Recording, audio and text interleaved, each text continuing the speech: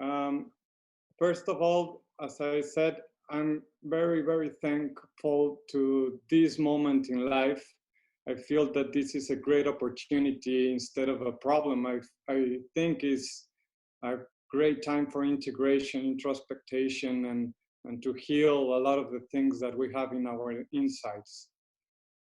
One of our first thoughts after this evolution and of humans and all this pandemic, my first thing is like what we're doing to Earth. No, I think COVID is the last drop on the glass. Really, I feel is not as much as important that real problems that are happening right now in the world. And one of them is we are really deforesting all the land. We are degrading the land and taking all out the nutrients of the soil and deforesting everything for producing food or different technologies. Um, this is my kid, and on the left, he's learning how to build bricks of earth. And on the right, we see a kid that is being taught by a father or an older man how to plant a tree. And I think we're losing this in schools and in how to create community. Community, it's the bond of humans and the behaviors we do together and how we collaborate to inspire and to create dreams. And for me, my dream is bamboo. Bamboo, it's a plant that grows very fast. It's very strong. And it has changed many ways of how I was inspired in life to work. I studied marketing and administration. I have worked in many different projects not related to bamboo. I live in different countries. I met Michael in Tulum, uh, and I've been traveling thanks to bamboo in different parts of the world, and mainly in Asia, learning from the experts of how to use bamboo for different proposals. Bamboo is an amazing plant that grows a rhizome, like a ginger root, as we see on the right of the pictures. And this rhizome, as we pluck the first shoot, as we can look in the left side, the red spot could be the first bamboo we put on the land. As it starts to grow to the outside, start to get mature, the bamboo and the new shoots are the same size as the mother. That's an amazing gift. We don't need to grow bamboo as a normal tree. Bamboo is a giant grass.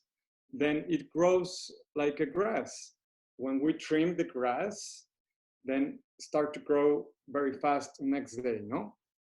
And then in the left picture, we can see the new shoots that are growing in the same diameter than the mother that was in the center. Then slowly after the years, as we see on the left right picture down below, is a family, a tribe of bamboo.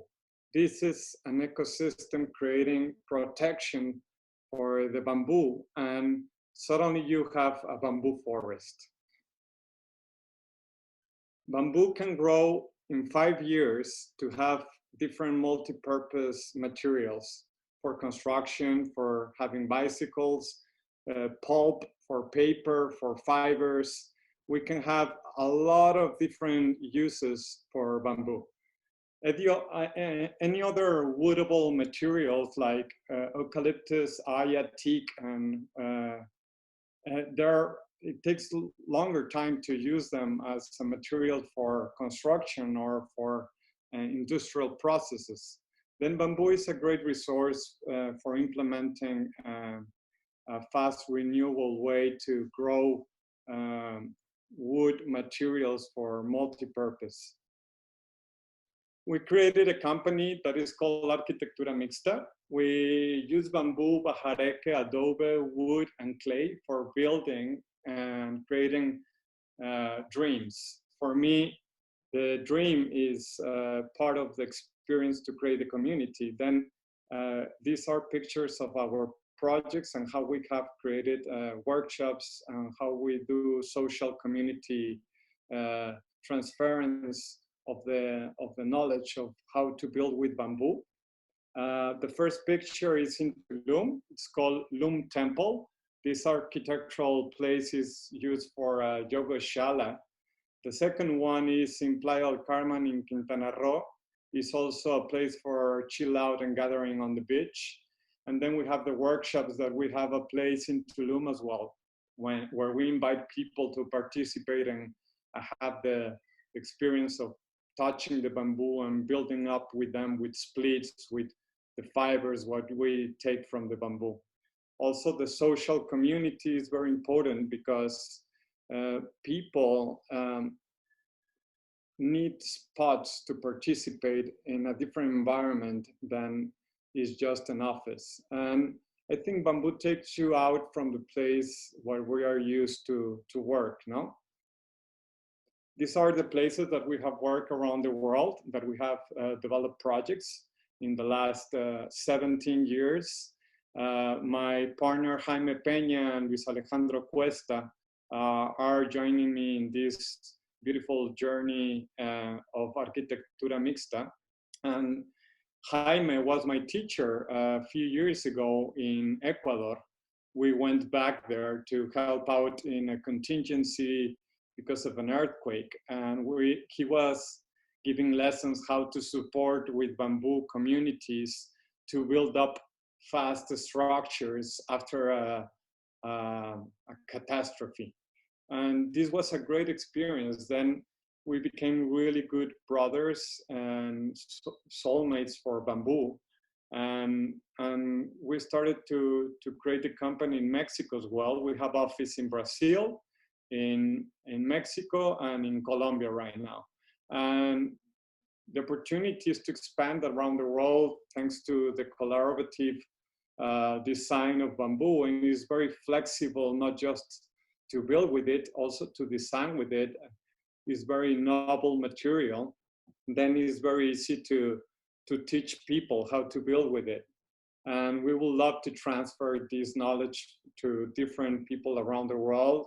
Then at the end, I'm gonna share my contact details also for anyone that could love to join to our workshops, or we could visit people around the world to teach also more about what we're doing.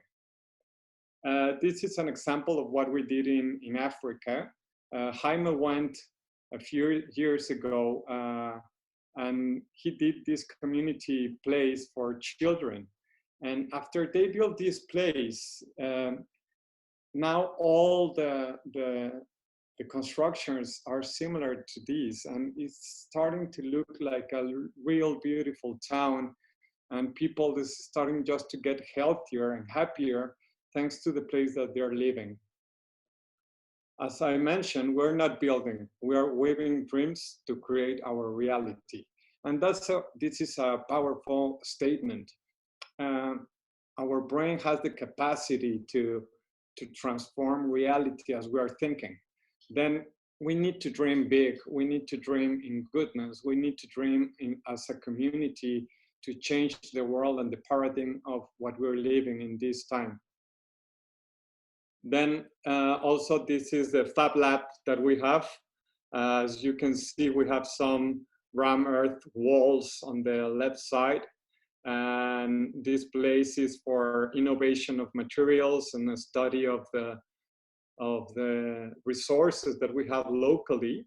And then these are natural fibers of bamboo on the right pictures. And this is a new office that we're building to people when they come to visit us to create the workshops as well. Then we have an architectural office that we're studying how to build up with new aesthetics like parametric design.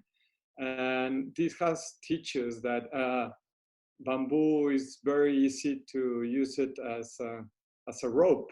It's like it's like a rope of the grass, no? And then you can whip with it as massive baskets. And this material could last very long as you keep it without sun or water. And then there's bamboo in places like in the that has more than thousand years ruins of bamboo that you find bamboo that's still good there. And then it's really impressive when you respect nature and the process of how it works, that you can really understand a little bit more of how to use it. This is, as I mentioned, the fibers. And then it came a second opportunity to build a company after we were doing this research of what is bamboo. We thought the more we go through people and communicate, we saw the third needs, and was one housing. You need a house to live. The second one is food, medicine and care. But for us, medicine is maybe not the solution. It's better to keep healthy. And then part of our implementation also is that. I'm going to explain it later. And the last one is energy, how we take energy and how we use it, how we apply energy for all our productivity. Then Bioechotech is using the energy from the bamboo, the biomass of the bamboo. As you guys know, the photosynthesis process brings energy to the forest of bamboo.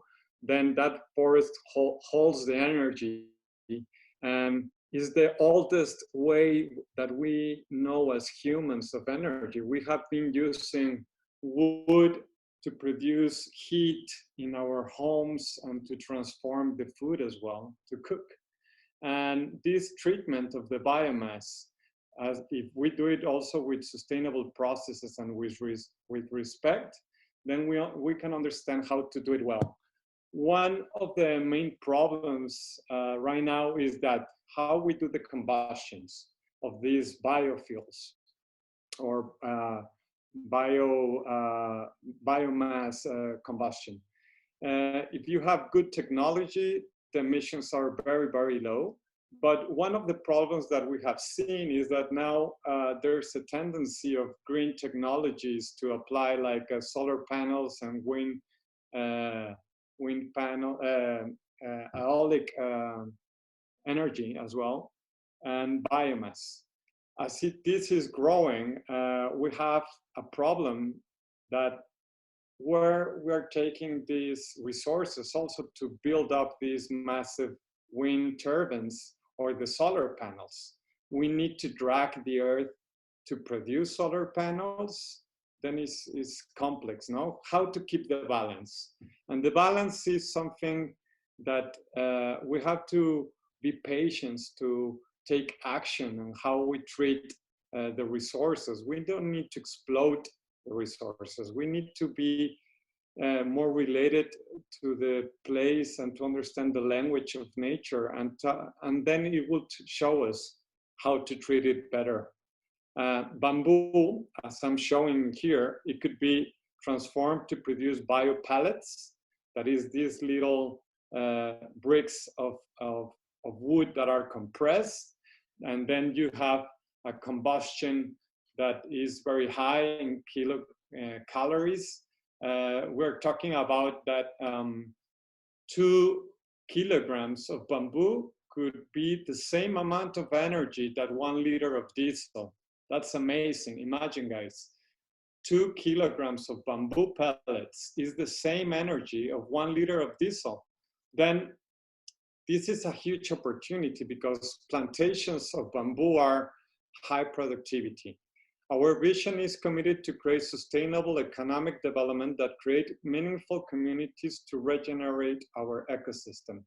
That means that we take place in nature, especially in degraded land, where it's totally deforested. And normally we take places like where people has been growing food for cows or massive fields for agro-industries, or even wood that is being harvested to use it for production of different industries. Then we take place in nature by regenerating the land with different mechanisms like permaculture, and we create these beautiful forests of bamboo. Then we integrate people into it. And then when you work with people, with nature, you start to create community. Then we create new towns, new small towns around plantations of bamboo. These plantations of bamboo creates economy. And then you can plug that economy back to nature, back to people, and back to the community. Then this is how we work as we talk. Is people working with biomass, building factories that produces the biochar. What is biochar? Is the residuum of the ashes of the bamboo. When you burn the bamboo, there is very low emissions, and then you keep the ashes, and that ashes help you to regenerate the land, and is a beautiful way to use all the resources and create a circular economy there. Then also the energy coming from the biomass, we use it for energetic consumption, and that gives profit also to stakeholders. And then we invite people that are outside from the community to create a bigger community. People like, imagine if you're in Finland, but you want to participate in a project like this, we're creating a model thanks to blockchain systems and investment models that are more, more sophisticated and more new, that could help us to make a decentralized economy and give opportunities to people around the world that want to be part of this opportunity to regenerate land and to impact in a very positive way, to bring profits to the community that is working the land, and also have profit to themselves. How we use the profits as a company. The first is reforesting. We love the idea that reforesting is the first thing we do. The next is we create schools, and we create schools that are not normal. Right now I'm project director for Green School for Mexico. Green School is a very green philosophy school for kids that are changing the world. There are these green leaders for the future. They are not afraid because they are being taught how to place their hands in the earth and how to play with nature in a very beautiful rhythm. And the next one, more than hospitals, I don't like that icon that we place in there, but it will be more like wellness programs. We love to teach people in our community how to be healthy and how to don't get sick. It's better we teach this than place the bill after when you have problems, no? And we can see the chart of how bioenergy on the pellet production has grown in the last 18 years. This is huge. In 2000, it was around 1 million tons in the European market. That was very little. And right now we're talking about 55 million tons of biomass, of pellets. Then you guys can make your calculations, but if we're talking about almost 2 kilograms to 1, that's a huge impact to take out fossil fuels. It's been growing around 8 to 18% a year, and more with this new green philosophy for green energies and the supply. We have a plantation of 400 hectares in Mexico, very close to Tabasco. This plantation is ready. This is a picture of our plantation that we have now. It has a maturity of 8 years old. It was a totally degraded land. This place was terrible, not even a place to walk because you will be burned by the sun.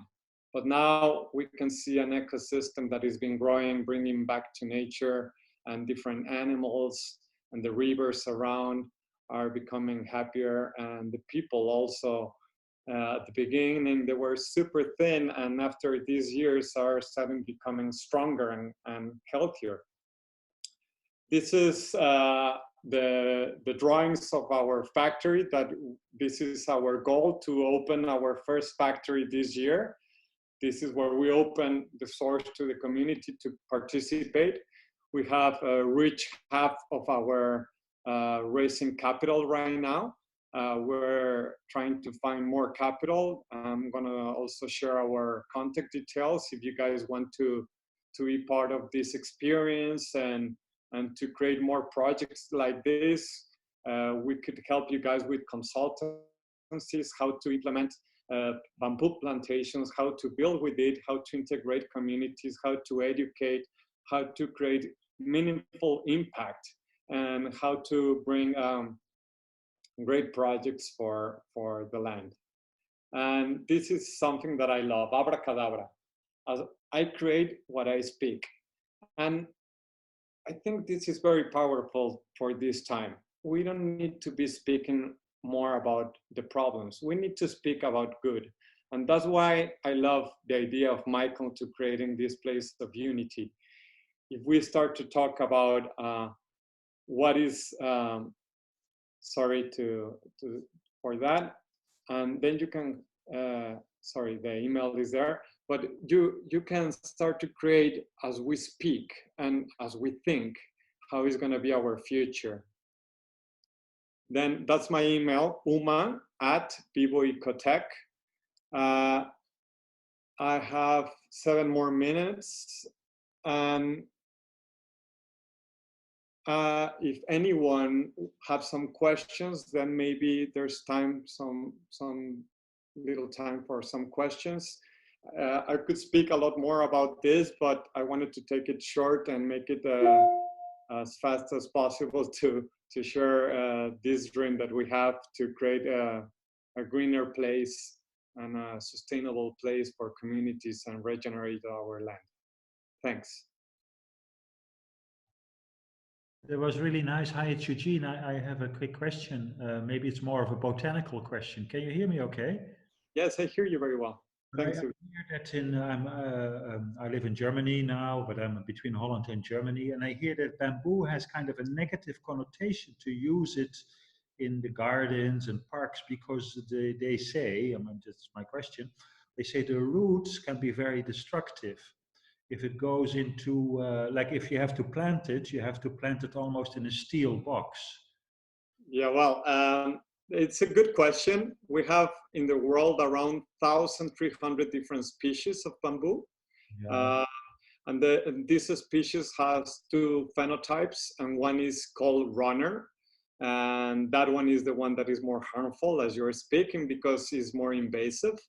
Is runner, as it's saying, it runs through the rhizomes under the earth, and maybe some shoots, new shoots could appear maybe 10 meters far away from the mother. That's a species called the runners, no? The other one is clumper. The clumper is like a tribe, as I show in the first pictures. They grow together and they build up together that ecosystem, and they don't run away.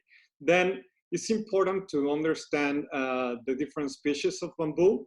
Some of them are more used for decoration, for housing. Then it's better to use this type of bamboo that is the clumper.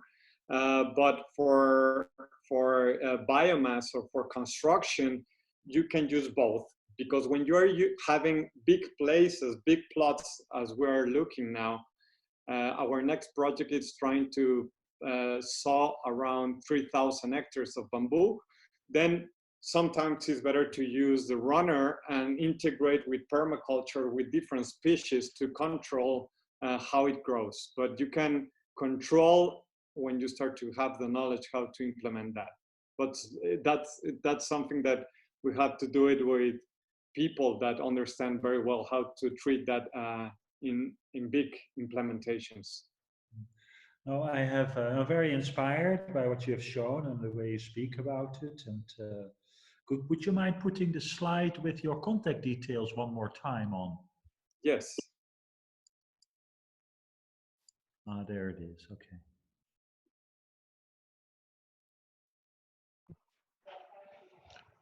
Hi, Uma. Hi, A Tim. great presentation. Hey, listen, you may want to look up Aga Khan Award for Architecture.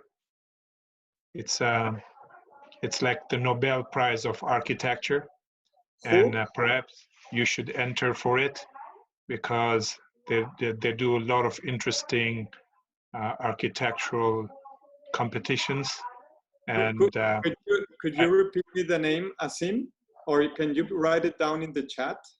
yes, I'll send it to you. And a lot of projects such as yours have been awarded a prize. So just wanted to let you know. Thank you. Thank you, Asim. I would love to share this with more people and then to help people to do the same. No, we love to share the information. It's free for everyone. No, then if anyone wants to write us and have more, we can share tons and tons of information about this.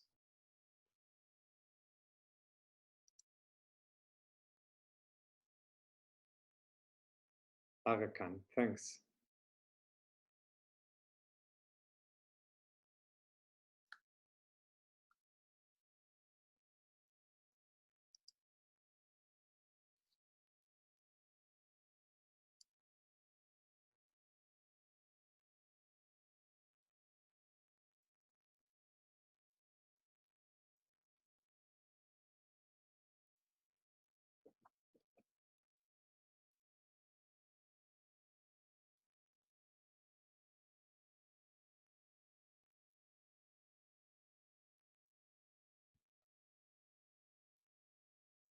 I didn't mention very quickly, I could say that plantations of bamboo in around for biomass in around 2 to 3 years, you can use it. And it's a sustainable plantation that you can harvest around 30 to 35% of it. Then you're not killing the entire forest. The idea is to keep the balance. As I mentioned before, then you keep the forest alive always, and it has a lifespan between 70 to 120 years, a plantation of bamboo. Then is one time of sowing, and then you have a beautiful place for more than 100 years to keep harvesting.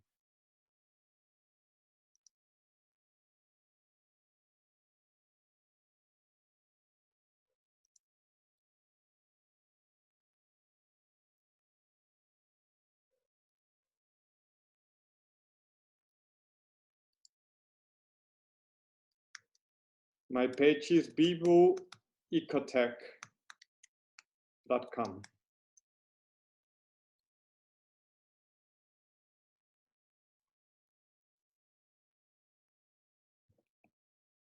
Well, thanks everyone. See you next time, and thanks Michael and your family. Ciao.